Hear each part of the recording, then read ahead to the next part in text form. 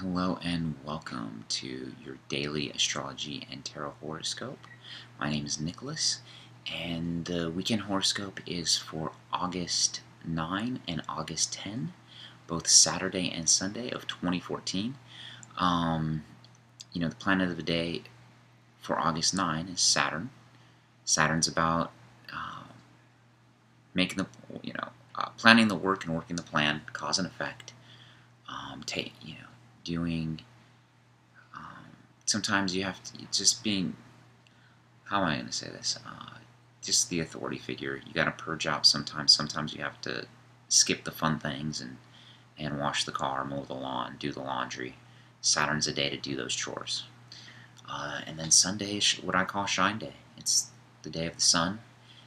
And if you've been following the videos all week, you've been aligning with the planets every day of the week. That's a very cumbersome way, I guess. I mean, you're trying to isolate the energy. Monday's the moon day, and you're trying to really isolate that moon energy. But the more you practice this, if you think about it, there's 52 weeks in a year. If you daily think about each planet of the day, in one 365-day period, in one sun cycle, you've reached out to these planets 52 times. So, yes, it may feel or seem intellectual when you're getting down to the minutia of it, but in the long run, after a year of just practicing aligning with that day, the energy for that day, you actually will be balancing yourself out in a very tremendous and powerful way if you look at the long view of just one 365-day period. So that's why I really like to align with the planet of the day. But looking at the astrology for the weekend, I want to continue to practice using the cards first to kind of guide me in what the astrology should represent. And, am I missing anything in the chart? And I really try to take this seriously this time. I'm going to look at the card and think, what is this card trying to show? Just like if you watched yesterday's video, Friday, the Venus day, there was a trine between Mars and a trine between Neptune. So the trine is involving water signs. And the card was trust. It was a water card. So to me, that one aspect is somehow the important aspect you needed to hear, I needed to hear. And to me, it's like you're going to take actions with your emotions and feelings, and you're going to have to trust they're right. Sometimes that's scary. But when you got Mars and Scorpio, it's going to want to take action, and it's kind of fearless. It's shamanistic to me. It's like it's so outside of the norms. It doesn't really associate with the norms so much that it can actually help. You have to go into the thresholds of society to really understand how to help people and come down to help people. I'm really explaining this, but I am running out of steam, so let me just pull the card for the day and move on. The card for Saturday is the Master. This is like the 79th card of the Osho deck. To me, when I think of the Master card, I'm thinking you gotta think of what's going on with the sun. But of course, you can't ignore the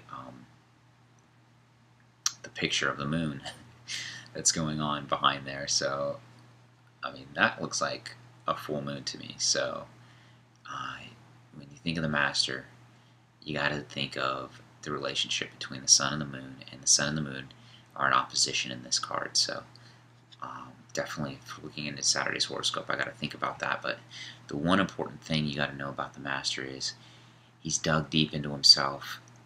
He's, through spiritual practices, rearranged his experience and his knowledge of himself into the world. He's integrated, and he just realized the importance of himself and the importance that his unique contribution is making into this world. And he is ready and fearless. I mean, it's beyond fear. It's just he is now so comfortable in his skin. He is just himself. So that's the message of Saturday. It's very powerful. And you know what? I'm going to put the card back in. Maybe we'll draw it again because that's how this works.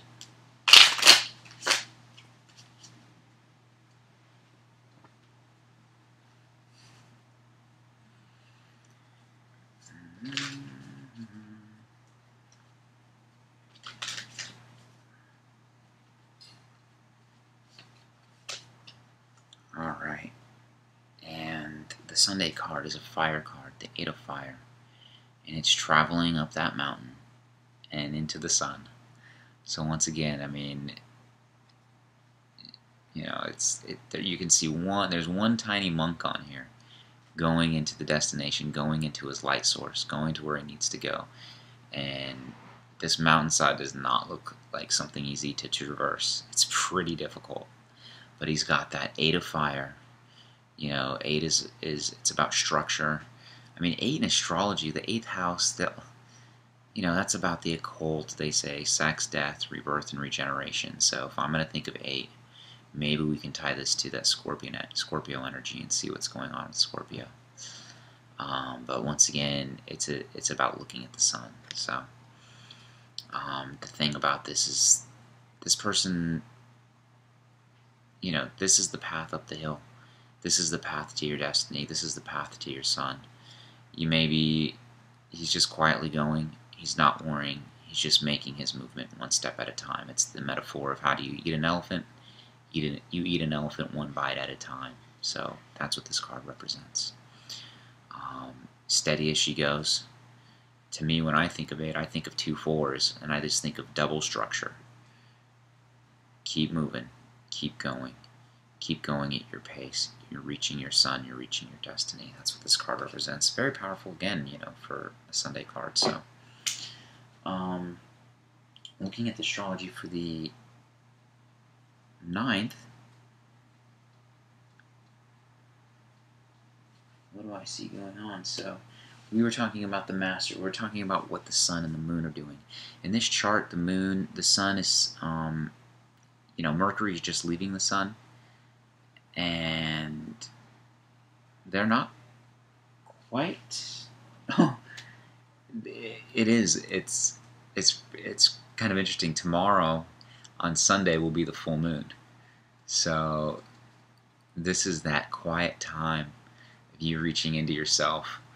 You know, just before you reach that full moon summit, just before you reach that mastering. So everything that you've been learning for the month, you're finally integrating. Everything you were hoping to strive for, all the seeds you planted, this is the time for it to come to fruition. So, yeah, right now the sun is at 17 degrees of Leo, and the moon is at 2 degrees of Aquarius, but by tomorrow, on August 10, the moon will be in exact opposition of the sun. We will have that full moon energy then. So this is the last building up of the energy before you kind of master this cycle, master this moon cycle, and start bringing that gift to the world, which Sunday is representing by the Eight of Fire card, by traveling. You've got your messages, you've got your lessons, you've got your dharma, you've built your structures, you've built your systems.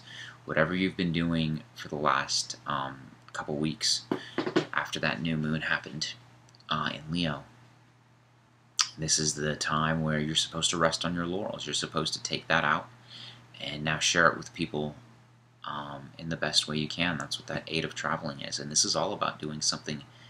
It is all about something doing bigger than yourself. The Master card is a major arcana card. It's even outside the normal tarot deck. This is about that wild card. This is about pulling out something unique yourself. You know, when I listen to Benjamin Bernstein, his astrology, I love his astrology podcast, by the way, even more so than the video blogs, because the podcast really digs deep, and he sometimes does live listener consultations, which are completely, it's just great to listen to. It's just so informative and very helpful if you study astrology. But he always says that, I'm losing my point. He always says, you know, when you're doing astrology, that you let your freak flag fly. And the only thing I want to say is, like, I want to just kind of change that thought idea a little bit. Like, I think the cycle, and I think as we're going into this Leo energy, and especially it's another fire water day, you know, on Sunday, there's just like that balance of all these planets in fire and planets in water. So it's not about letting the freak flag fly so much as letting the you flag fly. That's what astrology is all about. You're born at a specific moment in time, at a specific place, on a specific date, in a specific location, and you took your first breath. And that breath, that unique moment of time, is going to live for your entire life. And that is what astrology is about. It's not the freak flag, it's the you flag. And if you study astrology, if you study esoteric things, if you're a complete, so quote-unquote square, whatever, it's the you flag. And, you know, I don't know, I've only been doing this forecast for 4 weeks, but I'm really coming into contact and seeing all this Leo energy and seeing all these things happen and how they're unfolding. It's really unfolding for people to be more authentic themselves. I won't get into my zany brain theories about why that is, but the only thing I can say is the big lesson for this weekend today for me, looking at the MasterCard and now looking at the traveling card, and these cards pulling up right at the time that the full moon is going to happen. This is about letting the you flag fly and just sharing that in the most embraceful and most sincere manner that you can let that happen, and in the most the most masterful manner that you can make that happen. So I hope that's helpful. That's the astrology for the week. I'm on vacation in Norway right now as this video should be posted, so I'm hoping what I should do is just make one weekly video while I'm gone. I hate missing out on the daily forecasts, but I have to just give in to the vacation and have fun, I guess, and just let that go. But I definitely can't wait to come back and give more of these horoscopes. I'm just learning a tremendous amount, and any feedback you can give, it would be great and tremendously helpful to me. My name is Nicholas. My website's www.nicholasdewart.com. And my Twitter feed, if you want to follow, hopefully I'll be posting pictures of my Norwegian vacation. So my handle is Nick_D. Thank you so much for watching.